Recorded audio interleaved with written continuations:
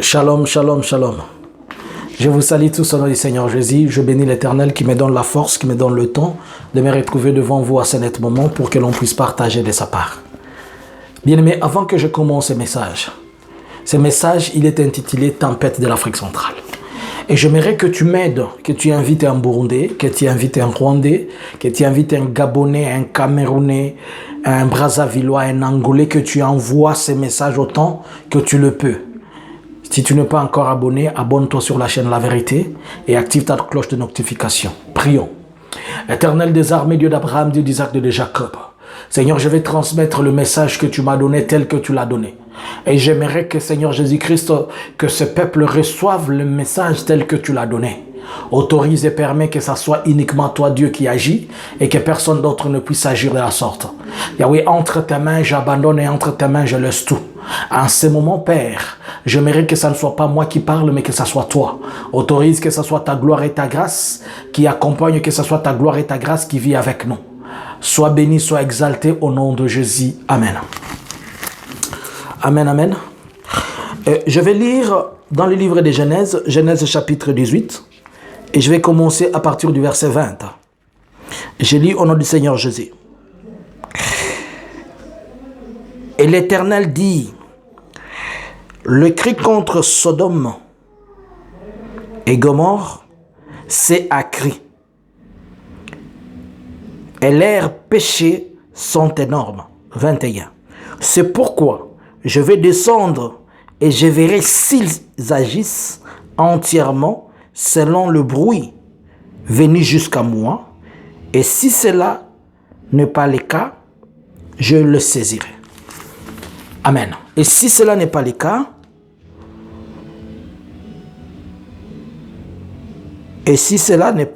excusez-moi, et si cela n'est pas le cas,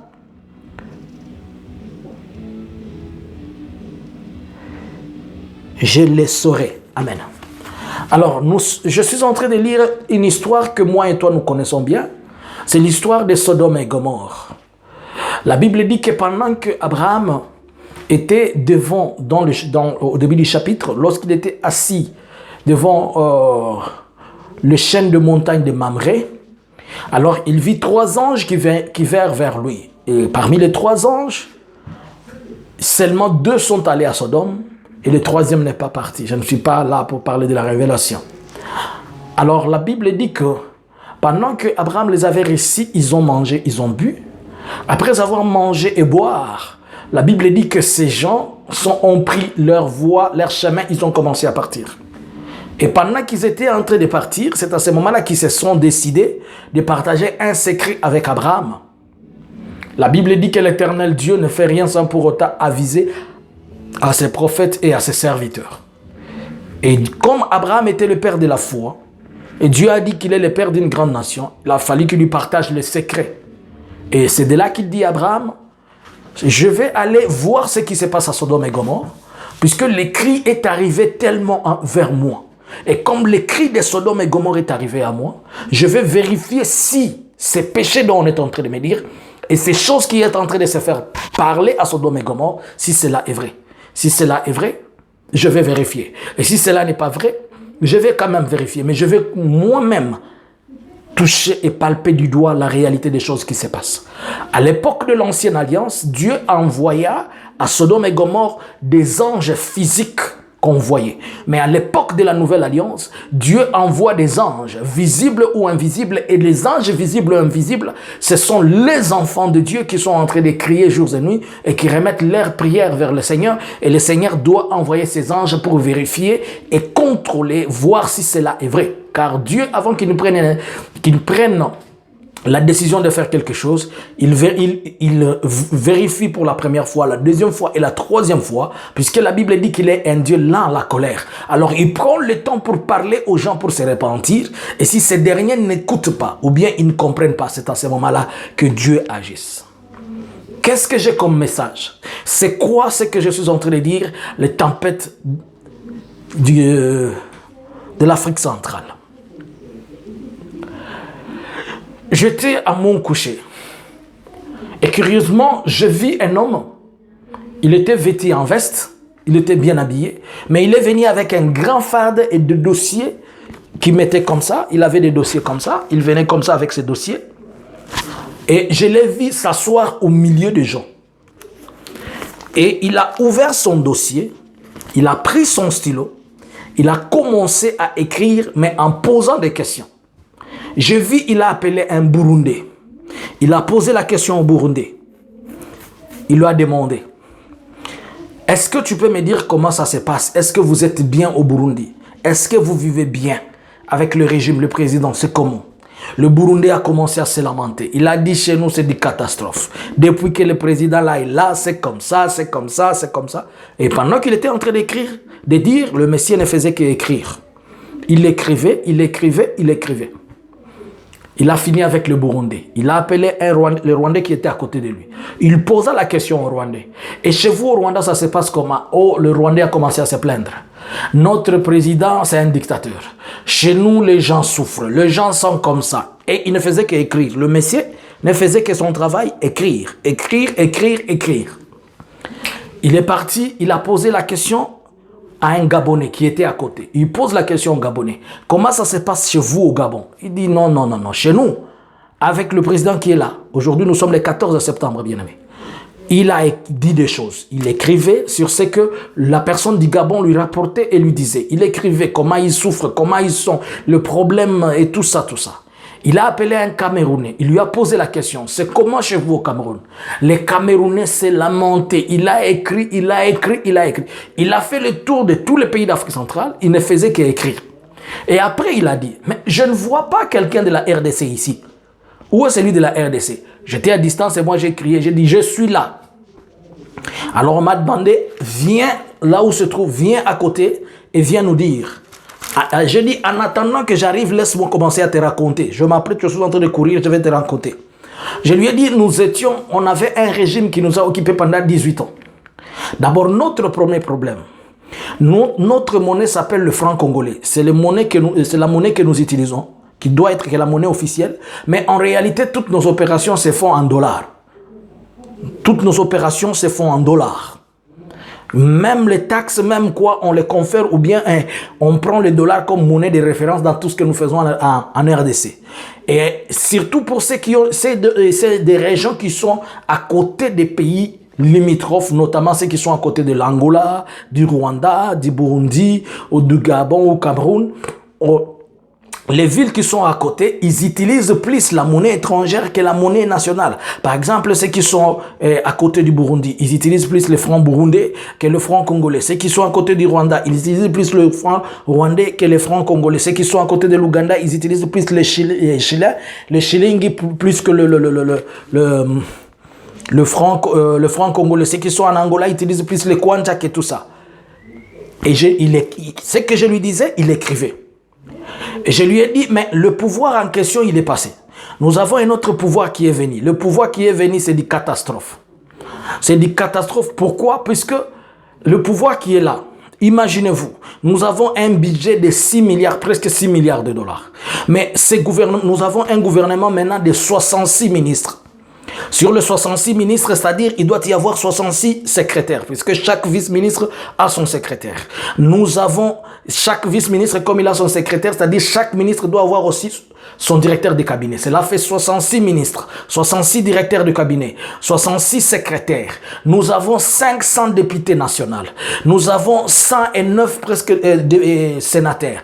Nous avons 750 députés provinciaux. Nous avons plus de 10 000 membres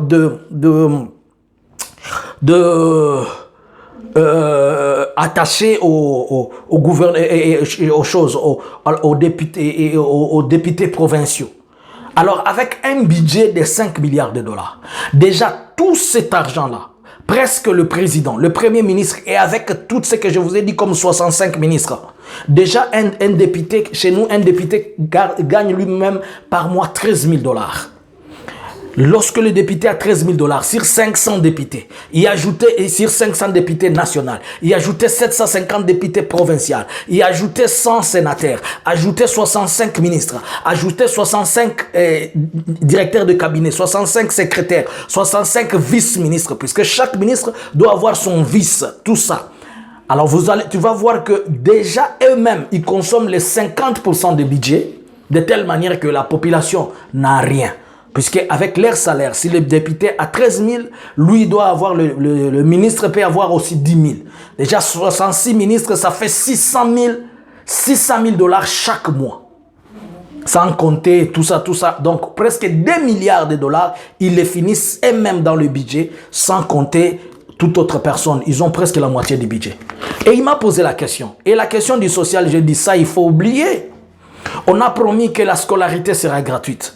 Mais vous devez comprendre, chez nous, le système, il est comment? Les écoles privées ont leur système pour les frais scolaires. Mais les écoles officielles, c'est-à-dire les écoles de l'État, les Minerval ne vaut même pas à 5 dollars. C'est entre 2 dollars ou 3 dollars. C'est ce qui c'est les Minerval. Mais il y a un autre frais qu'on n'a pas parlé, c'est celui de frais de fonctionnement. Et le frais de fonctionnement, pour chaque école, ça dépend. Il y a celui là où on paye 15 et les autres on paye 20. Donc par trimestre, c'est comme 60 dollars. Il y a ajouté pour chaque élève. Chaque année, on paye 2 dollars de SONAS. Chaque élève est censé payer 2 dollars de SONAS. Alors, si vous prenez le Minerval, le frais de fonctionnement et le SONAS, c'est KO. Mais on a sorti le Minerval, on a laissé les frais de fonctionnement. Puisque les écoles, pour fonctionner, ils ont besoin de ceci, ils ont besoin de cela et besoin de cela. Et pour qu'on y arrive, on arrive à tout cela, il faut presque avoir un extra budget de 2 milliards ou 3 milliards de dollars. Le Messie a dit, ah bon, j'ai dit oui. Il a écrit, après il a plié ses dossiers, il est parti et je suis sorti dans cette vision-là. Pourquoi je dis tempête de l'Afrique centrale? Je vais vous interpréter.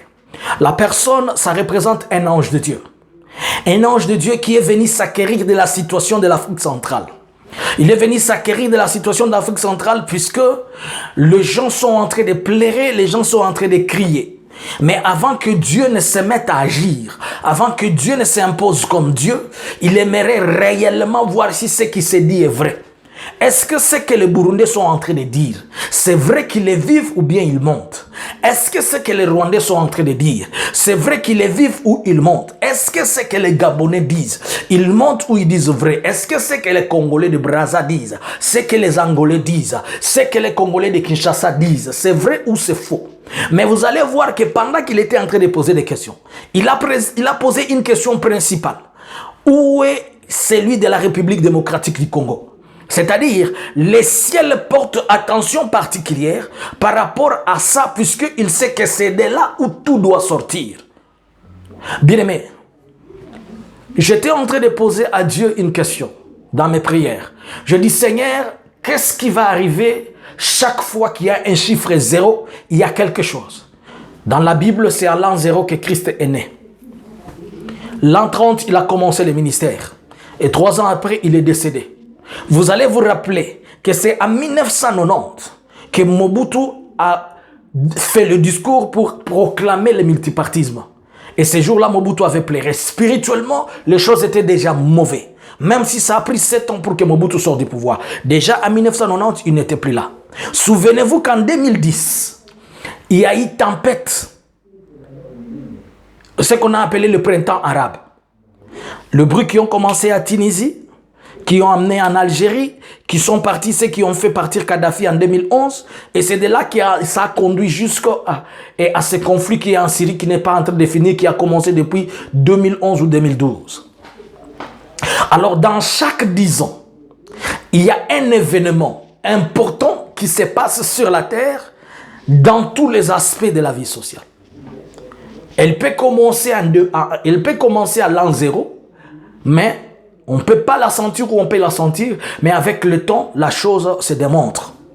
Donc c'est pour dire que les années qui sont devant nous, l'Afrique centrale va connaître un vent. L'Afrique centrale va connaître un bouleversement des régimes. Tous ces présidents qui sont là, en commençant par mon pays, il y aura un bouleversement qui va affecter le Rwanda, le Burundi, l'Ouganda, et le Gabon, le Cameroun, tous ces pays-là, les Congo-Brazzaville, et jusque même en Angola. Je vis quelque chose. On m'a montré une personne, mais on m'a dit que c'est lui, le FCC de l'Angola. Je me dis, ça veut dire quoi? Le FCC de l'Angola, cette personne, je vis seulement son dos. Je n'ai pas vu devant sa face. On m'a dit, c'est lui, le FCC, il est il représente le FCC de l'Angola, c'est lui qui viendra après Santos. Mais j'ai dit, mais Santos n'est plus au pouvoir. Il m'a dit, c'est lui le FCC d'Angola. Je n'ai pas compris. Il avait une couleur noir et blanc. Je ne sais pas ce que cela représente. Pour les Angolais, ils peuvent m'aider à comprendre la couleur noir et blanc, si ça représente un parti politique ou bien une agglomération de gens. Quand on parle de FCC, c'est-à-dire, chez nous, dans mon pays, pour que vous compreniez les Angolais, il y a un système, nous avons deux grandes parties, deux grandes plateformes aujourd'hui qui s'appellent les FCC et les Cash. Et il y a une autre plateforme qui est l'Amouka, qui est presque qui est à côté de la mouvance présidentielle. La mouvance présidentielle, elle est faite des FCC et des Cash. Les FCC, c'est une tendance des gens qui étaient dans l'ancien régime, mais qui appartiennent à l'obédience de ceux qui ont le pouvoir, quelque par la force, tandis que les Cash, c'est la branche alliée qui détient pour le moment le poste présidentiel et qui partage certaines choses, mais le pouvoir est de l'autre côté.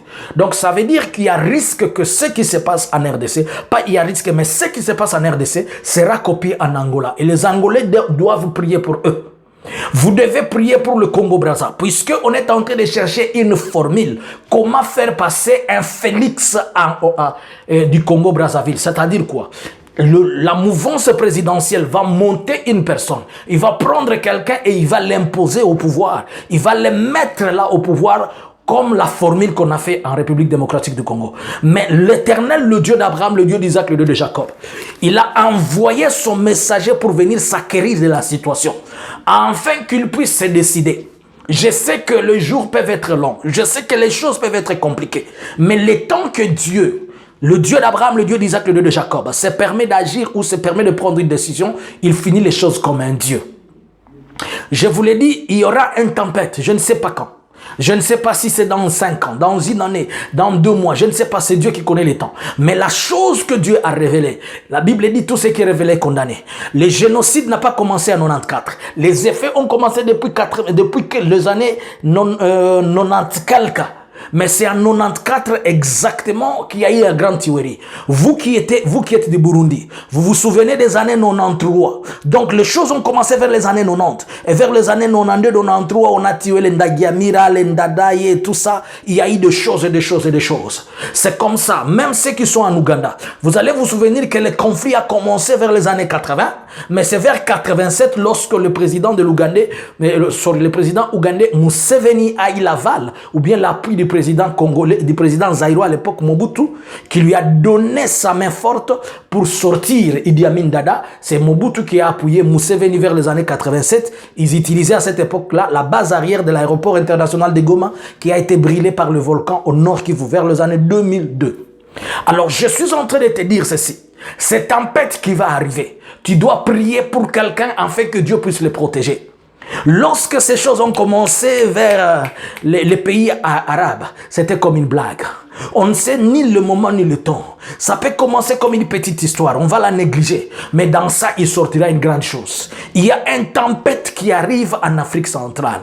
Il y a un vent qui va balayer les choses en Afrique centrale. Il y a un système qui doit changer. Il y a des gens qui ne sont plus là, qui doivent sortir. Il y a des gens qui sont là, qui sont tellement en accord avec le diable, qu'être en accord avec Dieu, et Dieu n'est pas content de ça. Vous pouvez me dire, à la longueur de la journée, il y a tel qui prie, il y a tel qui fait ceci. Si vous priez Dieu, Dieu va vous révéler des choses plus qu'il peut les révéler à qui que ce soit. Je te demande de prendre ces messages et je te demande d'en posséder et que tu pries pour ces tempêtes lorsque ça va arriver, que Dieu protège le sien, que Dieu protège tes frères, que Dieu protège ta famille, que Dieu protège tous les chrétiens. Je me joins à tous les Burundais qui prient. Je prie pour votre pays et que Dieu les protège et que Dieu l'épargne. Je me joins à tous les Rwandais qui prient. Je prie pour votre pays et que Dieu les protège et que Dieu l'épargne. Je me joins à tout ce monde-là, aux Gabonais, aux Camerounais. Que Dieu protège votre pays. Que Dieu protège tout le monde partout où il est. Vous allez croire que ce que le média vous montre, c'est que les gens font du buzz dans les médias ou bien ils trafiquent l'information, c'est ça la bonne des choses. Mais en réalité, les choses se passent très mal. J'étais en train de discuter avec un frère rwandais, je lui ai dit, En 94, il y a eu génocide chez vous. Mais on n'a pas seulement tué un seul tribu. Lorsqu'il y a guerre, il y a des tribus qui se font tuer. Mais pourquoi on parle seulement d'un seul tribu qui a été tué? Oui, il y a eu un conflit entre Hutus et Tutsis. Mais pourquoi on dit seulement que ce sont les Tutsis qui ont été tués? On ne parle pas des Hutus. Et surtout, vous êtes des chrétiens. Chaque année, vous vous rappelez de ces génocides-là. On a tué, on a tué, on a tué. Et vous parlez du pardon. Il n'y aura pas de pardon tant qu'on sera en train de rappeler aux gens le mal que les autres ont fait. Car pardonner, c'est oublier. Les politiciens, ils peuvent faire ce qu'ils peuvent. Mais vous, les chrétiens, nous, les chrétiens, la seule chose que nous sommes demandés à faire, c'est de prier. Je prie le Seigneur que lorsque ce vent va arriver dans l'Afrique centrale, lorsqu'il va balayer les choses en Afrique centrale, je ne sais pas où il va commencer. Si c'est en RDC, si c'est au Burundi, si c'est en Ouganda, il n'y a personne qui est irremplaçable. Il n'y a personne qui est intouchable lorsque Dieu dit. Je me souviens, l'Éternel m'avait dit une chose. Il m'a fait voir le président rwandais il y a une année. Il m'a dit, tu vois cet homme, de la même manière que Kadhafi, il était élevé. Et puis on l'a rabaissé. C'est comme ça que cet homme, il est élevé et on va l'humilier comme on avait humilié Kadhafi. À cette époque-là, je n'avais pas compris le langage de Dieu. Mais la chose elle revient encore. Et je suis en train de te demander, toi, prie, bien-aimé.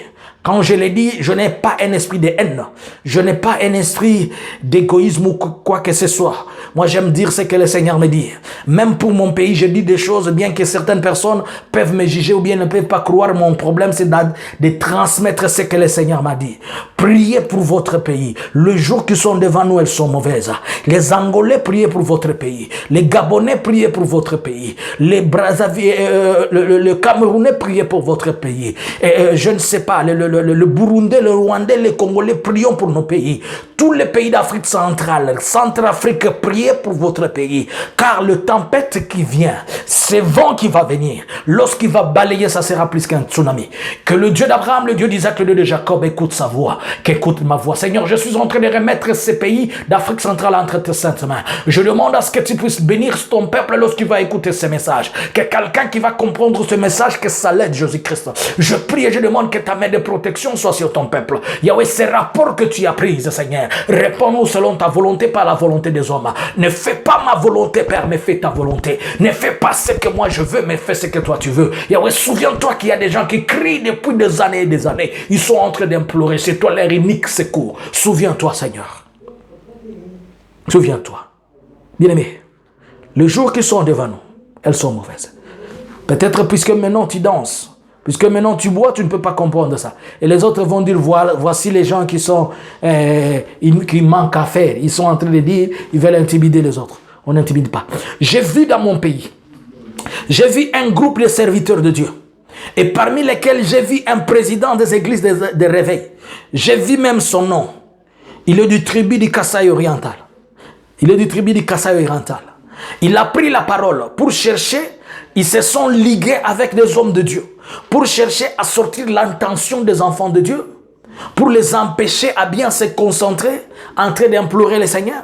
Ils étaient en train de faire dire aux enfants de Dieu ceci, que le président actuel de la République démocratique du Congo, c'est lui le choix de Dieu et c'est lui que Dieu va amener jusqu'à faire tout. Et pourtant, Dieu était en train de dire qu'après cet homme-là, il y a quelque chose qui arrivera. Alors, ils étaient en train de faire comprendre à tout le monde qu'après celui-là, il n'y a rien qui va arriver puisque celui-là, c'est celui qui est le choix de Dieu. Vous savez pourquoi ces hommes-là font ça? Ils vont faire ça et ils vont le faire. Puisque si vous vous rappelez, il y a un message que j'avais donné et que j'avais dit, le Seigneur m'a montré que le pouvoir en place, je vais être direct, il est en train d'avaler les hommes de Dieu avec l'argent. Et il y a beaucoup d'hommes de Dieu qui sont déjà partis à cause de ça. Il y a beaucoup d'hommes de Dieu qui vont changer de version. Vous allez voir, ils vont commencer à faire des choses, ils vont commencer à dire, il est merveilleux, il est ceci, ils vont faire des éloges extrêmement sortant de la volonté et qui n'est pas aussi digne d'eux étant serviteurs de Dieu, juste puisque ils veulent garder leur positionnement. Ils veulent garder les finances qui les sont données. Et ils vont combattre même des hommes de Dieu. J'ai pris pour tous les prophètes qui sont en République démocratique du Congo. Les temps qui vont venir, ils seront mauvais pour vous, puisque vous serez les cibles. Même pas seulement vous, même nous qui sommes dehors. Si vous regardez dans ces messages, j'étais en train de parler, j'étais pas avec les gens. J'étais à l'écart. Je suis en train de te dire, toi qui es à l'extérieur du pays, les efforts que tu fais, ce ne sont pas vains.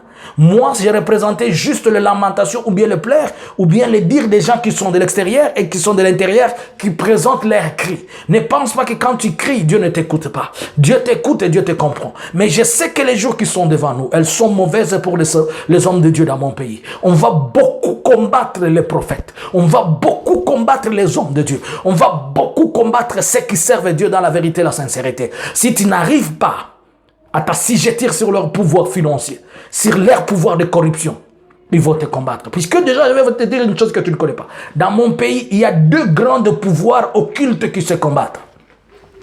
L'ancien président qui était parti, qui est sorti, Kabila, il a un esprit supérieur spirituellement dans le monde des ténèbres que le nouveau président. J'ai vu une chose. J'ai vu le nouveau président. Il est parti chercher un grand féticheur à la dimension de tout. Mais son féticheur a tout fait. Il a tout fait pour posséder le pouvoir qui est là. Pour avoir le pouvoir plus que celui qui est là. Mais il avait échoué. Car il y a deux forces qui sont en train de se combattre là. Il y a deux pouvoirs et chacun est en train de faire ceci. C'est pourquoi vous avez même suivi dans les discours du Premier ministre. Je vous l'avais dit plus tard. Vous avez suivi même dans les discours du Premier ministre. Le Premier ministre a dit qu'on va aller chercher les corps de Mobutu pour les venir l'enterrer en République démocratique du Congo. Je le répète, je l'ai déjà dit. Ce n'est pas dans le souci de l'enterrer. C'est une recommandation du monde des ténèbres à qui on a remis au président qui est là, lui disant qu'il doit faire les handover spirituels. Il doit prendre le pouvoir qui est dans cet homme-là et le posséder en fait de conduire le pays. Mais je me souviens qu'à cette époque-là, j'avais dit que Dieu stoppe ses projets avec tout son sens. Et je vais te demander de continuer à prier. Puisque je sais qu'il se fera une cérémonie occulte. Quelqu'un doit toucher ce cercueil-là afin que le pouvoir de cet homme lui soit communiqué. Mais il doit se faire seulement en République démocratique du Congo. Et il doit se faire public, dans un endroit public. Ça va se faire dans un endroit public. Il va faire comme s'il venait remettre les éloges ou bien le respect du corps. Mais quand il va toucher, ça sera la passation. Et quand il va faire cette passation, c'est pour avoir le pouvoir du fait maréchal Mobutu pour dominer le pays. Mais bien aimé dans le Seigneur, toi qui es enfant de Dieu, ne prie pas avec sentiment. Ne prie pas pour que Fayoulou passe. Ne prie pas pour que celui-là passe, pour que je ne sais qui passe. Prie pour que la volonté de Dieu soit faite. Moi, j'ai toujours dit, tous ces gens-là ne me disent pas ce que Dieu dit. Tant que Dieu ne m'a pas dit, Jean-Luc, prie pour cet homme-là, c'est celui-là qu'il faut. Moi, je prie seulement pour demander la volonté de Dieu. Et je te demanderai aussi que tu pries pour que la volonté de Dieu se manifeste. Puisque ce projet-là, c'est un projet tellement compliqué dans le monde d'esprit, dans le monde spirituel.